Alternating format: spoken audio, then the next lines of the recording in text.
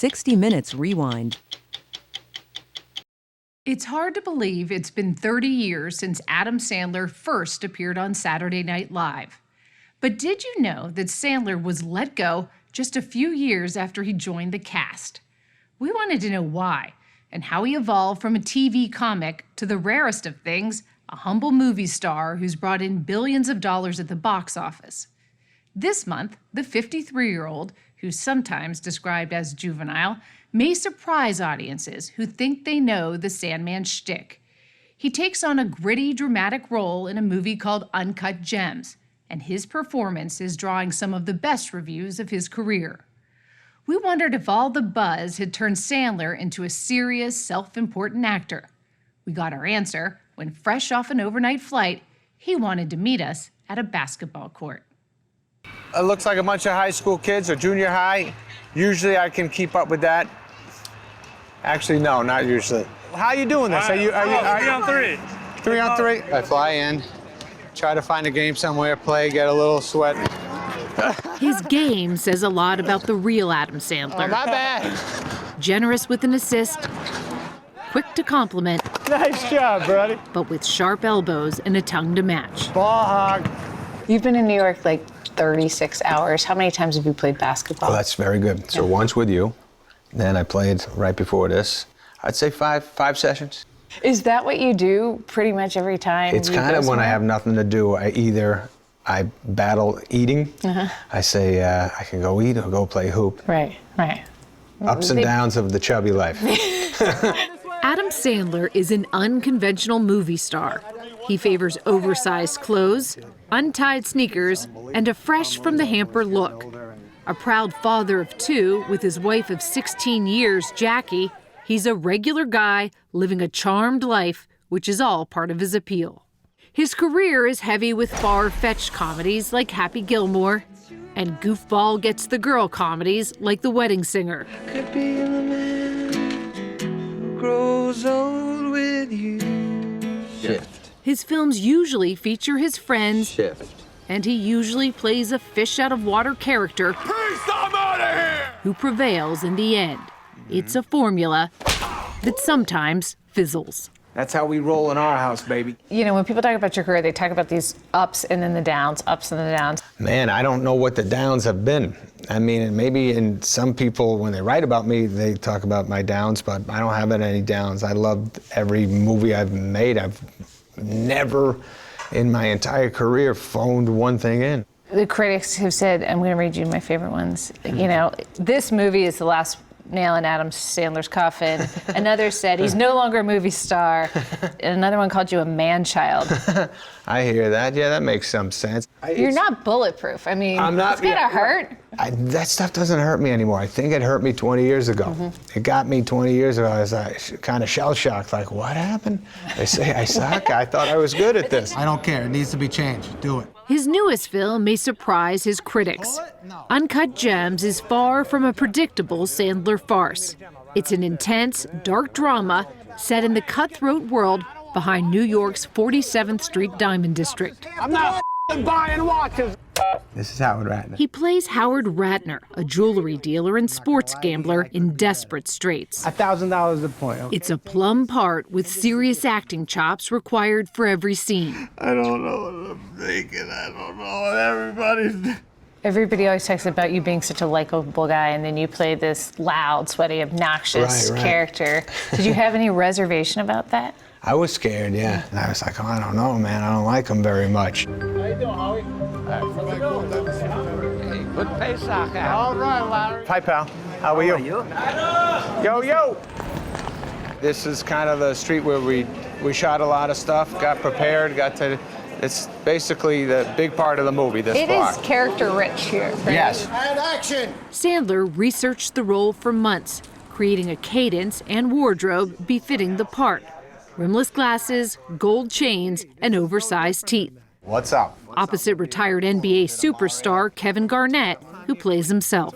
Let me clean this for you. You can clean them real quick. Let me throw them in the ultrasonic for you for free. In the movie, I tell Kevin Garnett's character, let me wash your earrings. Right. Let me polish those for you. And that's one of the guys told me that's the first move is get the jewelry off off somebody. Because they can't leave. And you're doing something for them, and then you could discuss the flaws of what they have and say, I got something a little better for you, and that kind of thing. It's clever. Yeah, it's very clever. The New York Diamond District is a world away from his hometown of Manchester, New Hampshire, where Sandler roamed the Little League fields. The only thing bigger than his hair was his confidence. I was always very goofy looking. I didn't realize it at the time. I thought I was kind of a stud, but looking back at it, it is pretty ridiculous. Where'd the confidence come from? My parents told me my mother said how great I was all the time. I started to believe her. But my father would be like, you're great, but you ain't that great. Oh my gosh. This is it. This was the room I grew up in. It's like a museum. He grew up in this house, the youngest of 4 children, the rare comedian who says his childhood was happy. But that was my bed, that was my brother's bed. Oh my gosh, look at this. Yeah. Same carpet. Same carpet as thing. growing up, Yeah. for sure. So awesome. Same sheets, same It's awesome. everything. His late father, Stan, was a big man with a big personality, an electrical contractor who coached his kids' Little League teams and who Sandler calls his hero. Come on, Welcome in, Mother. Mom Judy was a nursery school teacher. She is his biggest fan and sometimes harshest critic. What'd you think of Uncut Gems? Oh, I loved it. It was very different. Very different. Very different. Yeah, especially his false teeth. I told you. She goes straight to the teeth. You didn't like that look? No, not exactly. I spent all those money to make his teeth nice and whoa. Yeah. What did your mom think about all the cussing in the movie? Anytime I curse, she hates it. I can curse amazing. You can really rope them together. I go, yes, thank you. Yes, I can rope them nice. It was My mother disgusting. didn't teach me to curse, and I didn't teach him. Where did you learn I don't it? know where I got it, Ma, but it's been fun. All right, Ma, stay out of the shots now. You had your moment. His family remains an important influence on his life and his comedy. I used to do my grandmother, an impression of my grandmother. Everybody used to like around the house. hear it. Well, you know, Adam. She always used to say, well, you know. You cannot digest cantaloupe. That's not good for your stomach. That's why you always get belly aches. She didn't know I was faking belly aches to stay out of school. She thought it was the cantaloupe. His first job was at the Puritan, What's up, everybody? a local landmark in Manchester, New Hampshire, famous for its ice cream, not, it seems, Adam Sandler. A Cherry Seinfeld and not a Sandler. It's disgusting. When it was time for college, he went to New York University, which allowed him to work the city's stand-up clubs at night. He worked hard at it, hitting this stage at Comic Strip Live more than 500 times. When you go to the bathroom, public bathrooms are never fun, you know, you always go in there, do the same deal. Take one piece of toilet paper and put it there. Another piece over there. Then you pull down your pants and a gust of wind knocks the left piece in. What were you making All when money? you came in here to I think it was play $10 a night. $10, that was good. Didn't care. Stand-up is how Adam Sandler discovered what would become a trademark of his act, using the guitar to sell his jokes. You know what I'm saying? Playing the guitar was Sandler's solution for intense stage fright. I was so nervous every time.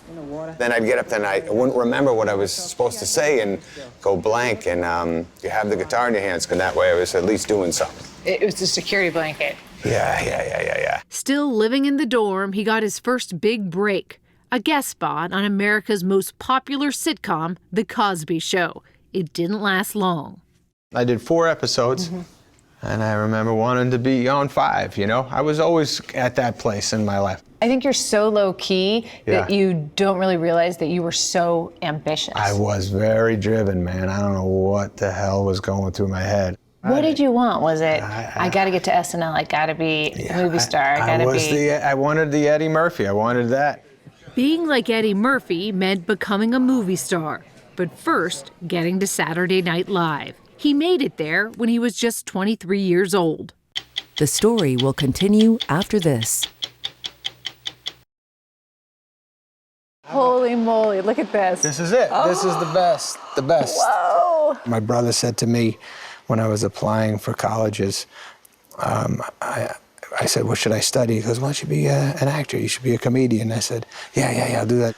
That was kind of that stupid. Yeah. His time at SNL was spent alongside, among others, Chris Rock, David Spade, and the late Chris Farley. That was Farley's. He had a desk right there. He was always crazy and funny. Spade was over here. Chris Rock was here. And you guys keep it a lot nicer than us. We were filthy. Their generation loved them. Critics did not. Just a few years in, even powerful SNL executive producer Lorne Michaels couldn't save Sandler. It was the rare moment in the history of the show where the network and the critics were on the same side. Everybody agreed that this group of people weren't funny. Was he fired or did he quit? I certainly think I could protect him, but I think it could be a rough year. That's right, that's right. It was almost like a recommendation. Maybe it's a good time to resign, right? Something like that.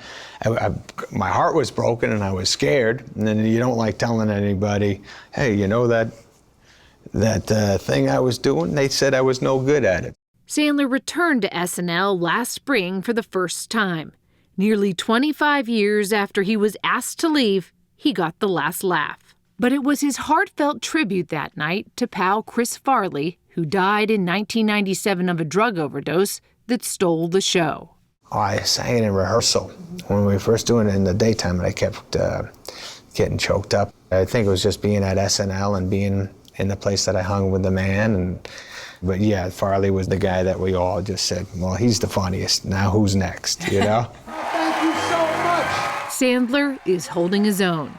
Netflix says his latest stand-up special was a hit, and that more than 70 million people watched Murder Mystery, his film last summer with Jennifer Aniston. What the? Are you kidding me? Sorry. On screen, on stage, or on the court, I'll cover this kid. Adam Sandler is more than just fun to watch. That's called a perfect pass. He's the most versatile smartass in the game. Right on, baby.